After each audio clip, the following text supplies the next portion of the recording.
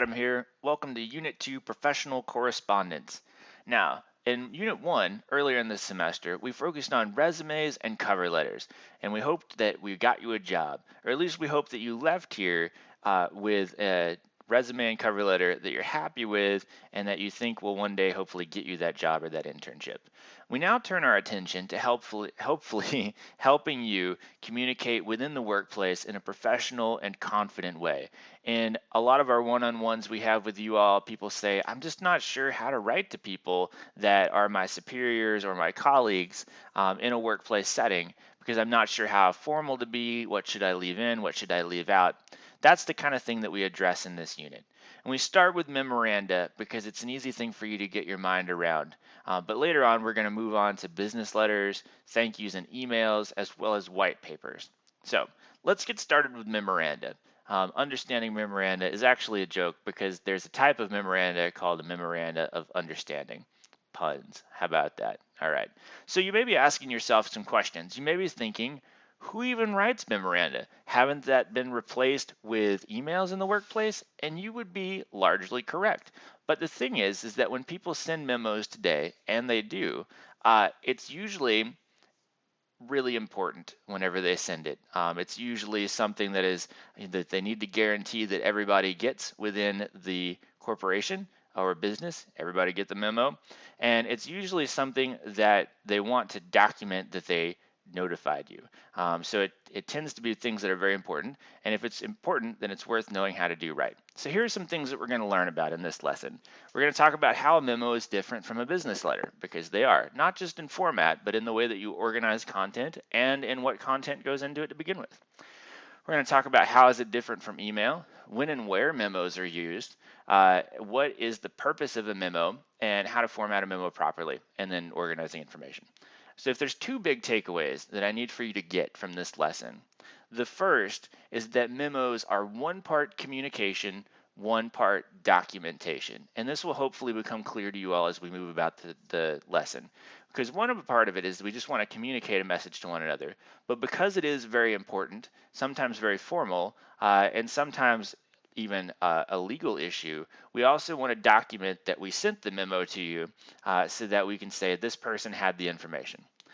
The second thing is that memos are always internal to an organization.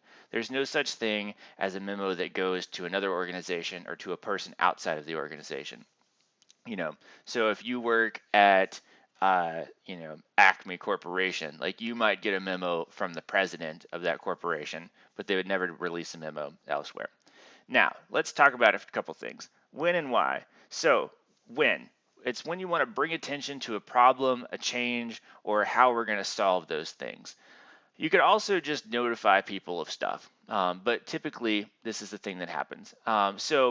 Here's a couple examples. You want to inform the audience about a topic. Price changes are a big one. We actually had a kid in this class a couple semesters ago whose family ran a dairy co-op, and people bought milk from them and they shipped them milk. And every couple years they would have to write and inform all the people in their comment or in their not commune, but co-op that the prices were going to go up by 37 cents a gallon because of NACTA. And so they had to one, communicate that to them, but two, document that they notified them. And so the memo was the appropriate thing. We actually have a kid in this class, I can't remember who it was, but he was telling me how he has to write memos a lot, sometimes for an internship that he did. And we're going to call on him in class if I can remember who he is. You could also document an incident that occurred, and you could also delineate roles and responsibilities. That's one called a memorandum of understanding that we talked about. And it's generally sent to a finite number of people. It's not an open memo. Those are really rare. It's usually sent to, all employees at a company, or to all of the marketing team, or to all of the leadership team, or to, 4 or 5 individuals. Now, I want to show you something which is kind of cool, and these are famous memos in history. Get excited. This is an office memorandum from 1950, March 2nd, from the director, to the director of the FBI, from a guy named Guy Hotel from Washington, about flying saucers. This is the Roswell memo. Let me see if I can't blow this up. So isn't that interesting? It's like this is a memo. Like imagine getting this memo on your desk. Oh, and by the way, there were flying saucers. So that's a thing that happened. Granted, this is from 1950, but the style and format of memos has not changed very much at all. So I thought that was really interesting. Here's another one. I know you kids love your coffee. So this is a memo that Howard Schultz, who is the now CEO of Starbucks, he, very famously founded Starbucks, left, and then came back. And this is his memo that he wrote when he came back. He said, essentially, as you all know, these are very challenging times for everyone at Starbucks. We're working hard to navigate, blah, blah, blah, blah. And then he sort of outlined, all of these things and what their values were going to be. And what they were hoping to do with the company and how they wanted everybody to kick in and whatnot. So I just thought this was really interesting. This is a good example of a memo that he wrote whenever he came back to Starbucks. So again, once he took over as the CEO, this was an internal memo to, it says dear partners, but it really was to employees. So that was kind of interesting. Here's the third and final one. This is from the New Yorker, and this is what's called the Summers Memo. Sorry. This is Larry Summers right here. He's something of an economic guru. And whenever President Obama took over in the White House in 2008, like the economy was in shambles, and they had to come up with a plan for how to do it.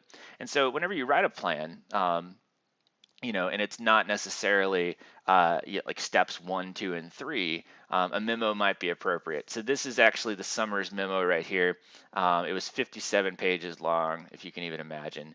And it sort of outlined like a path to recovery according to this guy, and then this eventually got turned into policy and all other kinds of good things. So I thought that was really interesting. Those are famous memos in history for you. We're always bringing you the information. Look at that, boom. All right, so again, it's one part documentation, a written record of communication within a business, only within the office, and has largely been replaced by email for most rote communication. And when I say rote, I mean like not with a W, R-O-T-E, but just R-O-T-E, and by which I mean like, lame or ordinary. All right, so when we come back in the next memo, we're going to talk about, in the next video, we'll talk about the format and how to get your memo format correct.